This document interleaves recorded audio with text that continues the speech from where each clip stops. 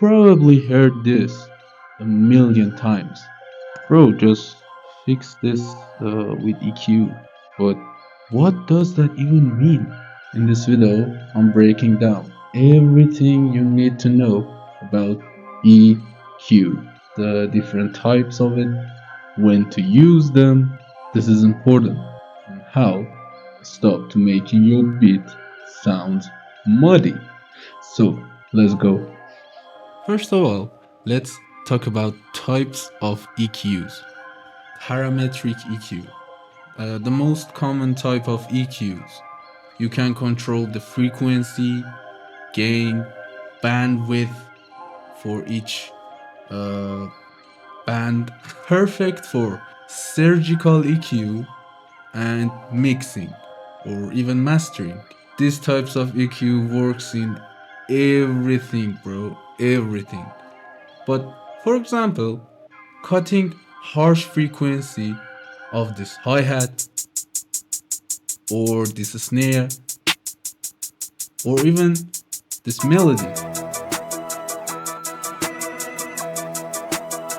The Pro Q4 of FabFilter bundle, it's very good parametric EQ and you can use it well. Number 2, the Graphic EQ. More visual but fixed band, mostly used in live things or live settings or simple setup. For example, quick tone shape on a bus and Waves GEQ is a great example for this type of EQ. And this plugin released in 2 types, modern and classic. The classic one, it's like the back in the time, and it depends on how much you boosted the frequency or decreased the frequency. But the modern one, it's a flat top. So this is not that sharp like as classic one. And the modern one, it's also anti-artifact. Number 3, the Shelving EQ, used to boost or cut the entire highs or lows. For example, adding air to vocals or cut the lows. And the Pultec EQ, it's a good example for these types of EQ. I use WavesPlugins EQ because this plugin released in 2 types. Again, MKll and EQPA1. That's a 2 different model of this plugin. The MKll control the mid of this frequency, but the EQPA1, I think, control high and low of this frequency. In number 4, we have Dynamic EQ, and this plugin combines EQ with compressor. It's cut or boost when the frequency gets loud. For example, controlling the harshness of this vocal with multiband EQ. And this is a unique way to control your harshness of each sound because it's dynamic and move through your song. Genius. And again, Pro Q4 from FabFilter bundle, it's a unique plugin to dynamic EQ for each sound. Number 5, Tilt EQ or Tilt EQ. I don't know the pronunciation, so let me know in the comment. Anyway, in this plugin, you can boost the highs or lows. The difference between Shelving EQ and Tilt EQ is when you boost the highs, the low frequency get decreased, or when you boost the low frequency, the high frequency get decreased. That's crazy. For example, you can get a crazy air for vocal or for your electric guitar, for your drums, and you can do it for anything to get air, or you can get warmness. And you can use the Mac EQ4 from Plugin Alliance or SiEQ, SiEQ from Sound Toys. And these two plugins, great example for these types of EQ. And finally, the number 6, the linear phase EQ.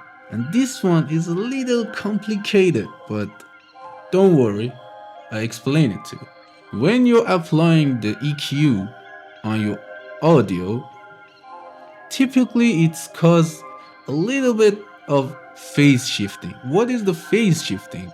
It's varying delays across the frequencies, and I will show you here.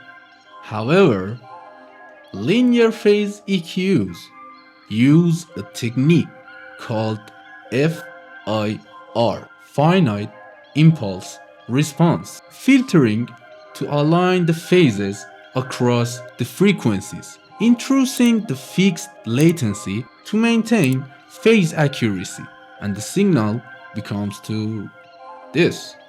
Best for mastering, keeps the phase intact, but actually it's add latency to your sound, and you can hear the sound with a little bit of delay of your speaker or your headphones, and this is a CPU heavy, so watch out. And you can find it on EQ4 again from FabFilter or the Parametric EQ2. But when or where use EQ in your beats?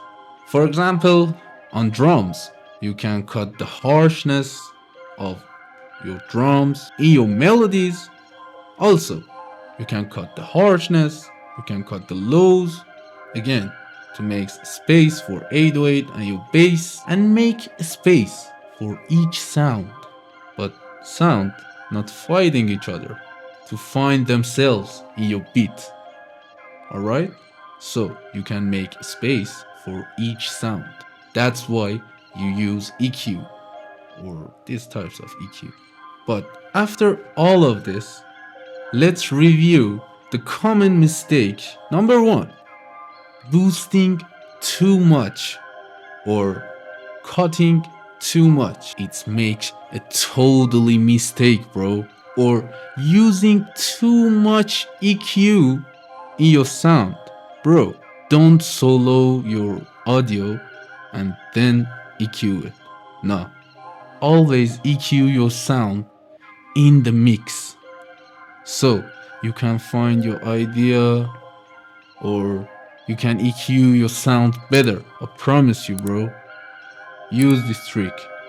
So now you got the basics, but the best way to learn plugins or learn something is to use it. Yeah, bro. Right now, after this video, you open your DAW and trying to EQ something. Try these plugins, okay? Thank you. Grab one of your old beats and fix it with EQ. Cut the muds, cleaning the lows, adding that shine up to top. And if this helped, drop a like and let me know in a comment what topic you want. Maybe compression or advanced EQ technique. Just let me know, bro. I make that tutorial for you. And as always, my name is Stormy. Catch you on the next one, fam. Peace.